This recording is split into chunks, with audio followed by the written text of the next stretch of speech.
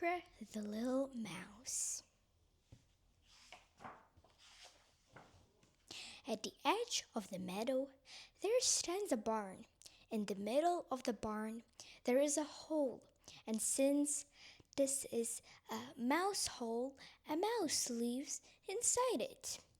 A black mouse with long, fine whiskers, tiny pink feet, and round eyes. A pretty little mouse, neither too young nor too old. One fine morning, the mouse woke up early. She stretched a big stretch and cleaned her snout and tiny feet. Next, she took a cloth and wiped the board that hung above the hole.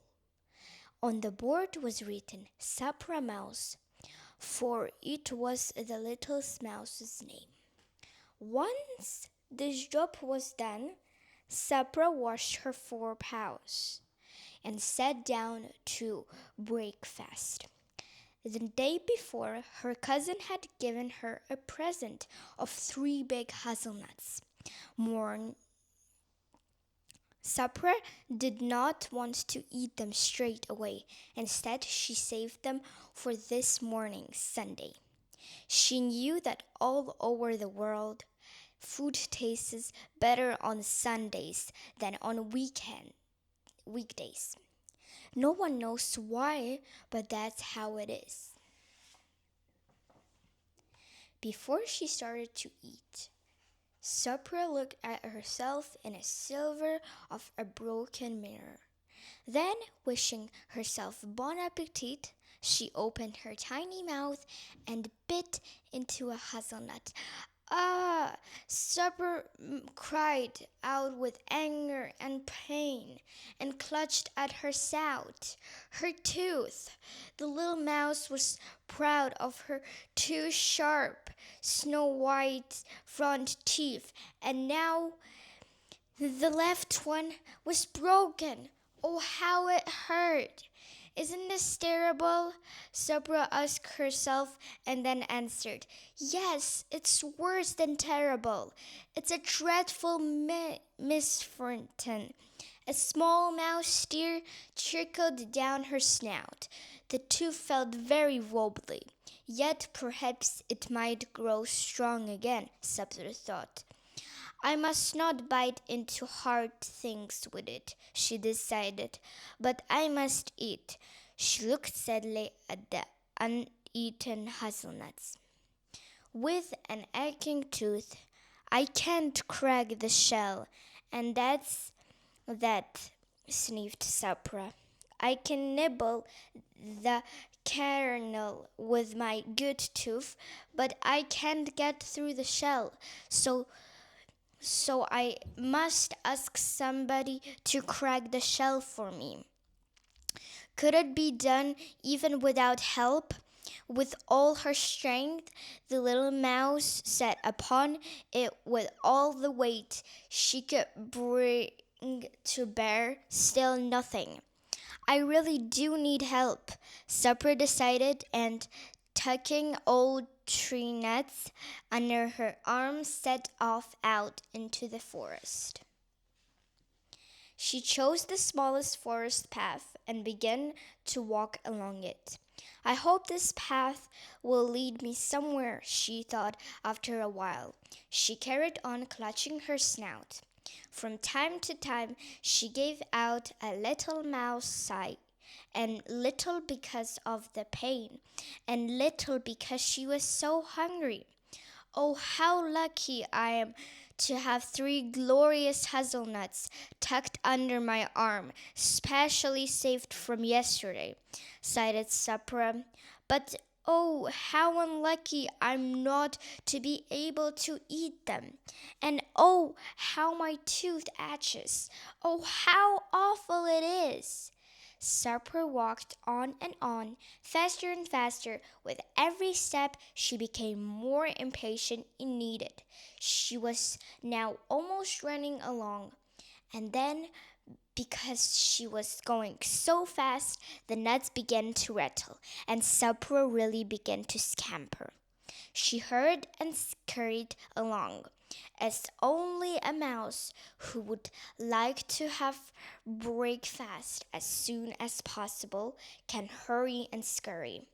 Then, at last, Sapra spotted something. What's that over there? It was a rabbit crouching beneath a bush. A big gray rabbit with great gray eyes. Sapra stopped at once and began, "Bunny Rabbit, do you know what?" "I don't know what," the rabbit snapped, "and anyway, it doesn't interest me." Sapra's snout dropped a little, but she tried again. "Would you like to do me a favor?" she asked. "No, I wouldn't," said the rabbit.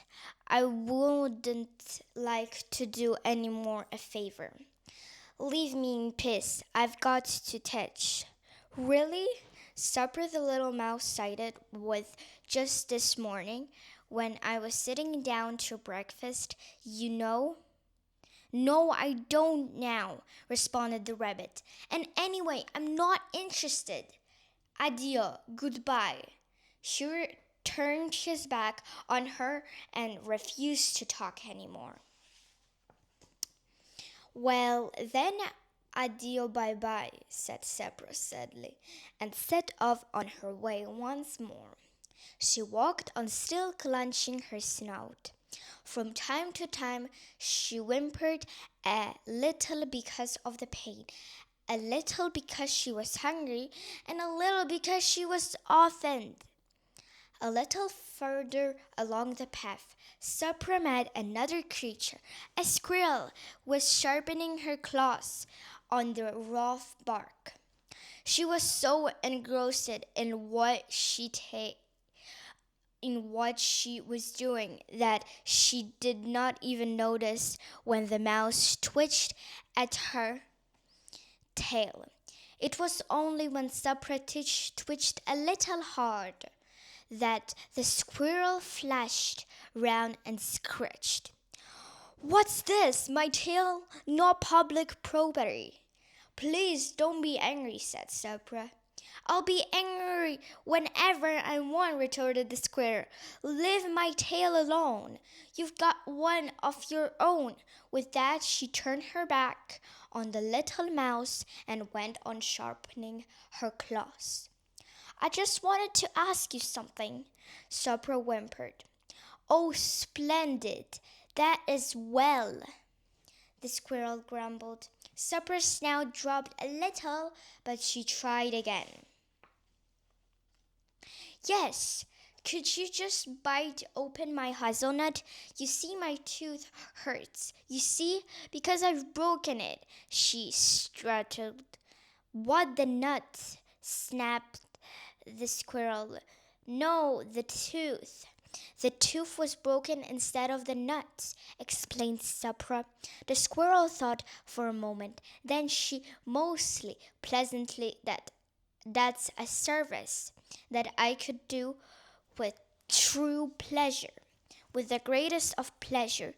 Come, give me the nut, since you don't want to do it yourself." Sapra took a hazelnut from under her arms and gave it to the squirrel. The squirrel grasped the nut in her paws, gazed at it with glowing eyes, and took a deep bite. Crunch, crunch went the squirrel. Then the squirrel spat out the shell, licked her lips, and said, "Many thanks. Do you have any more like that?" Sapra stared at her in amazement. Then she wailed out, "But you've eaten it! You've eaten my hazelnut!" "Well, that's what you asked me to do," the squirrel answered. Sapra was now really furious. "I asked you to crack open the nut, not to eat it all up," she shouted.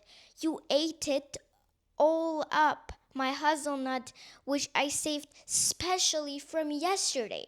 My hazelnut, which my cousin gave to me. Such a lovely nut."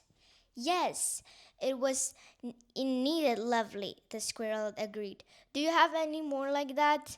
Yes, I have, but I'm not giving them away. How dare you? Sapra shivered in fury and scuttered away. The squirrel shrugged her shoulders and went back to sharpening her claws. Sapra ran along the forest path, clutching her snout.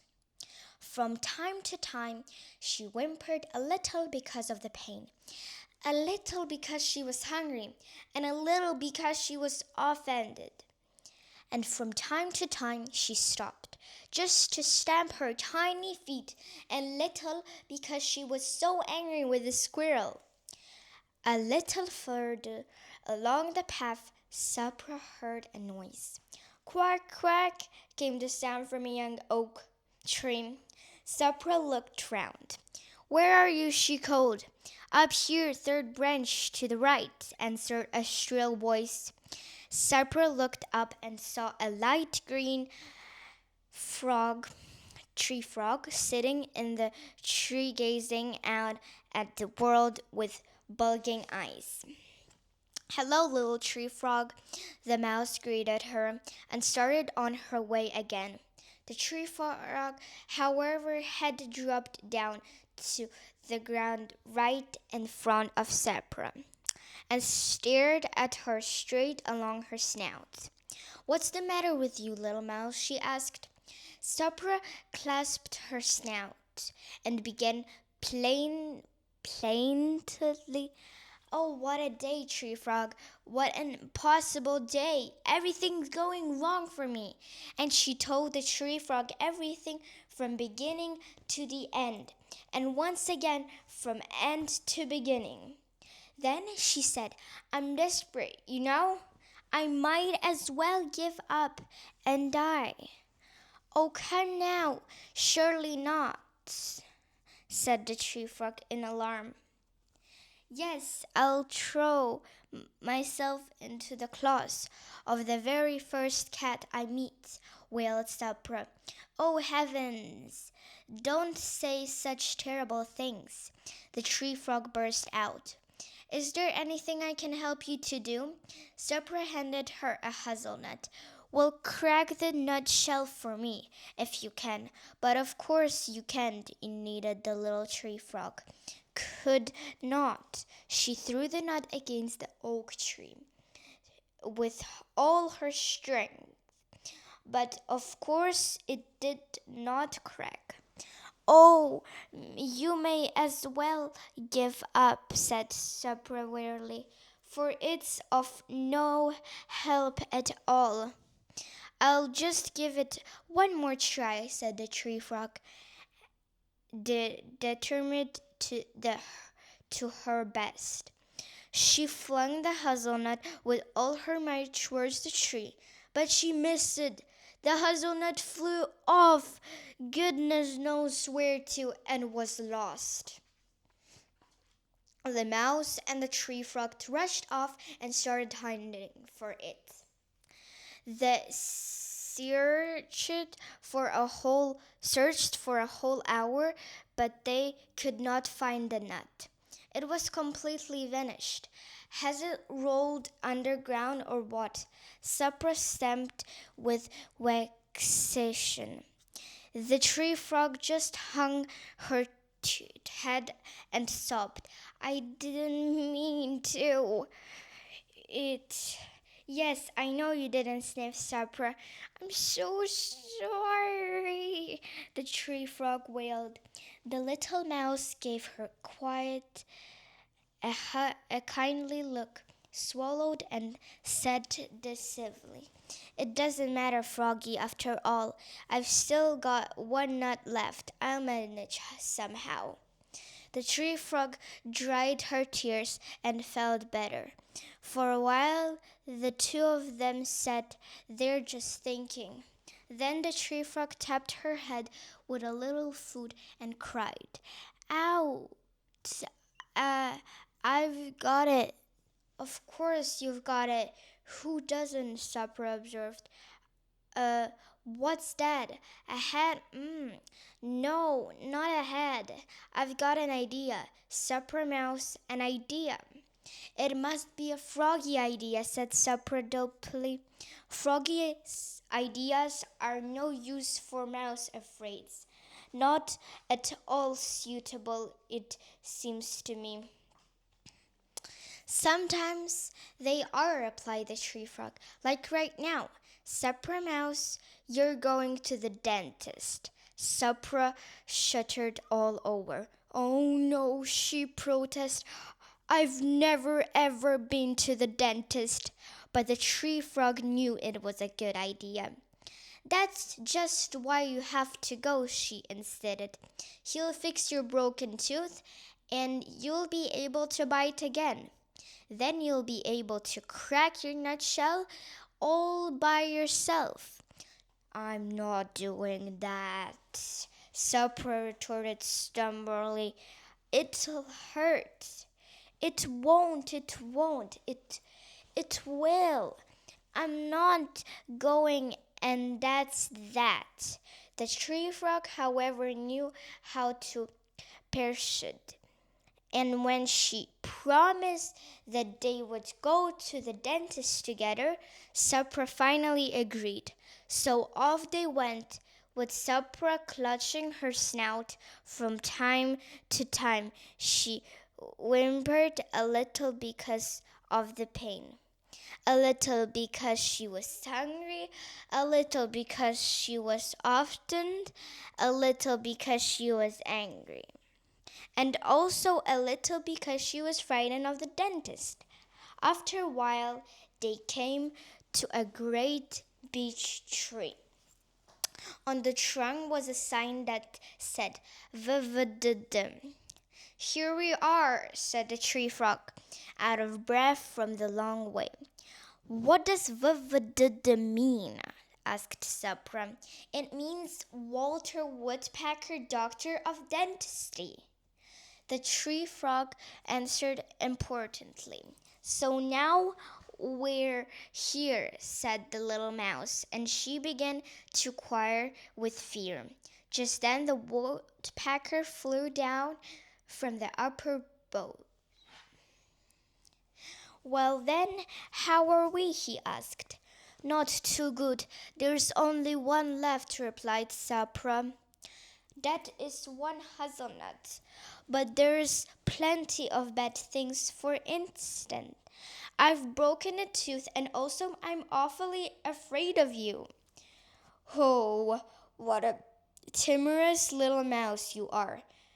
Dr. Woodpecker gave a laugh and rapped mockingly with his beak. Sapra started angrily. "That's not true." But then she said, "Tut-tut-tut-tut-tut." She ground her teeth together too hard. Ow! The broken tooth fell right out. Now there was a big gap in the front of her snout. The tree frog turned even greener than she had been before, just from fear. Sapra Mouse wailed in despair. "My tooth! Now I'm through it, gone forever. My tooth, my precious tooth." "I can't understand a word she's saying," the tree frog said. "She must be out of her senses."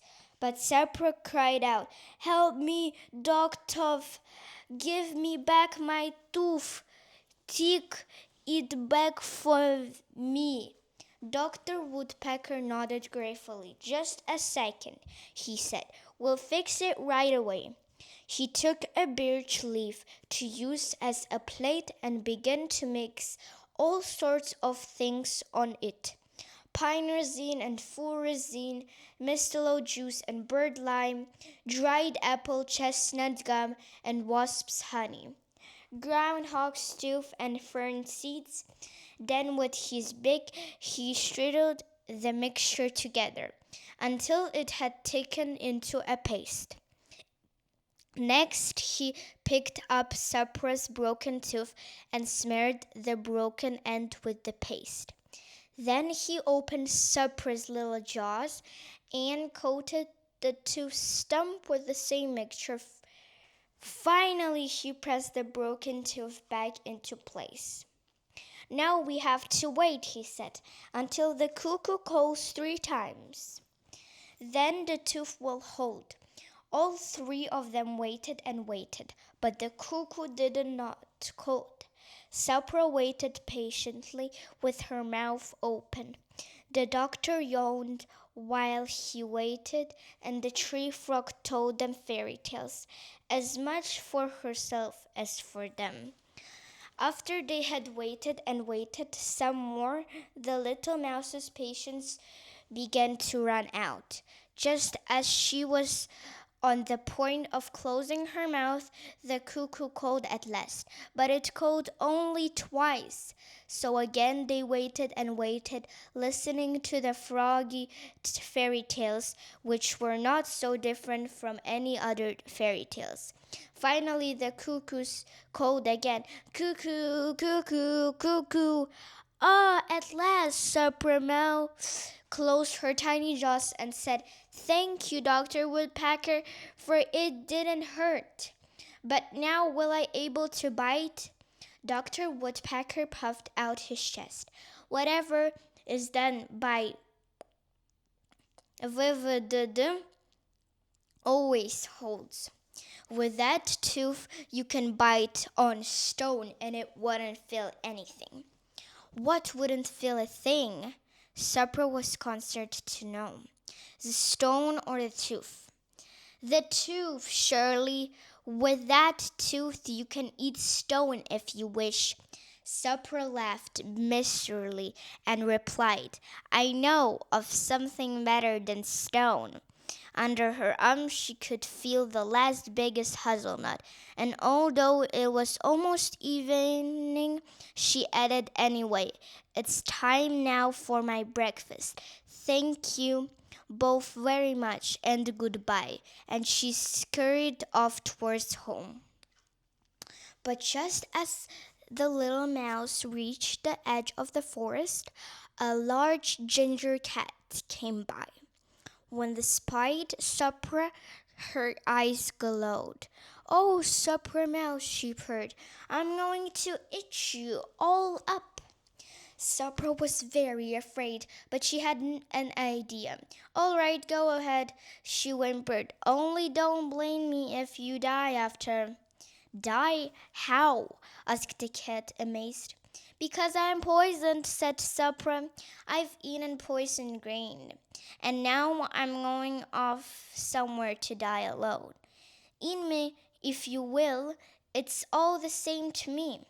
But afterwards you too will be poisoned and will die. Now you choose. You have been warned." The cat gazed at her wide-eyed. "I'll just have a taste," she said. So the little mouse pretended that she was about to die. Right then, on the spot. "There you are," she said. "Go ahead. Every hair upon me is poisoned. I'm dying. You may do as you wish. If you too would gladly die, then bon appetit." Sapra lay down and pretended to be dead. The cat approached her casually and sniffed at her. Then she stretched out a paw and wearily stroked Sapra's snout. At then instant Sapra Mouse bit into the cat's paw hard and fled. She scampered away as fast as 10 mice together and did not stop until she was back in the safety of her own hole. At last the little mouse relaxed and began to think of her hazelnut. She took it out from under her arm. It was warm. "Here we go," Sapra sighed with pleasure and bit into the nut. But oh, the nut was hollow. There was no kernel at all. Inside the shell there was nothing, nothing, nothing. "Oh," cried Sapra at the top of her voice, angrily stamping her tiny feet. Oh, 300 zebra devils! Oh, woe is me! Oh, woe! Then she lay on the ground and began to sob so terribly and wretchedly as only a mouse who can has eaten nothing all day, and who has lost three glorious hazelnuts. From her eyes there poured such huge tears that they were no longer a mouse's tears, but were at least the eyes of a cat's tears. Sapra cried so much that soon she was lying in a huge puddle. She didn't care. Her tears streamed down and poured out through the door of her hole, soaking the floor of the barn. Yet still she went on crying. Night fell, and still she went on weeping. Then the clock struck midnight, the witching hour. A little mouse scarer flew into the barn and hooted, "Oh, whoa! I am the mouse scarer." Then it was the stream of mouse tears pouring over the barn floor. In his enthusiasm, he forgot to go on scaring and said in a quiet, ordinary voice, "What's all this then? And who is that crying?" Sapra Mouse poked her tears-stained snout out of the hole. "It's me," she said plaintively. "Miss Sneeve, because I'm hungry, Sneeve, because I've hadn't eaten anything all day, and I've just lost three sniff hazel sniff nuts." The mouse scarer felt sorry for Sapra.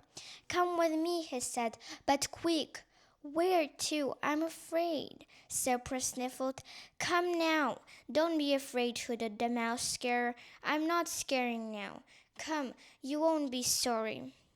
"Oh, well, I've nothing to lose," though Sapra, so she set off. The mouse scarer flew before her, lighting the way, while Sapra scurried along the path, still sniffling. At last they reached a small glade in the middle of which grew a hazel bush. Its branches were bowed down beneath the weight of the rippest, the fastest hazelnuts that Sapra had ever seen. The little mouse screamed with delight. "Pick them quickly," the mouse scarer told her. "Those are magical hazelnuts. They ripen only between midnight, 1 o'clock in the morning. It's already 1:15, so hurry." Sapra did not need to be told twice. She took the bush, and the nuts rained down to the ground. She gathered them up, as many as she could carry, and set off back home. Again the mouse scarer lit the way for her, and when they were once again back in her barn, the mouse scarer wished her bon appetit, Sapra Mouse. "And remember, in that grew the hazelnuts ripen every night from midnight to 1. Then they disappear." "Thank you, mouse scarer," said Sapra. "Do come and visit me again." "It will be my pleasure," replied the scarer. "But for now, addio, bye-bye. There are still 3 minutes left till 1 o'clock, which means I have 3 more minutes of scaring." "Ooh, I'm the mouse scarer. We're sure to meet again sometimes. Addio." Ooh. Then right on the stroke of 1, the mouse scarer vanished without a trace. As soon as she was alone, Sapra dived straight into the great heap of hazelnuts. She bit into the first. Oh, how good it was! Then the second, still better, and then the third, even better still. What glorious hazelnuts, she thought, the best in the world. Sapra ate until she was full, as full can be, and that night she slept better than ever before. Next morning, she woke up early. She stretched a big stretch and tiny feet. Next, she took a cloth and wiped the board that hung above the hole, on which was written Sapra Mouse. Once this job was done, she washed her forepaws and sat down to breakfast. Before she started to eat, Sapra looked at herself in the silver of broken mirror, then wished herself bon appetit. Then she had a wonderful breakfast of the magical hazelnuts. When she had finished, she stroked her full tummy, and a thought flashed through her mind. She took down the board on which her name was written, turned it around, and hung it back in place. Then, in big letters, she wrote on it, Sapra Mouse, the happiest mouse in the world.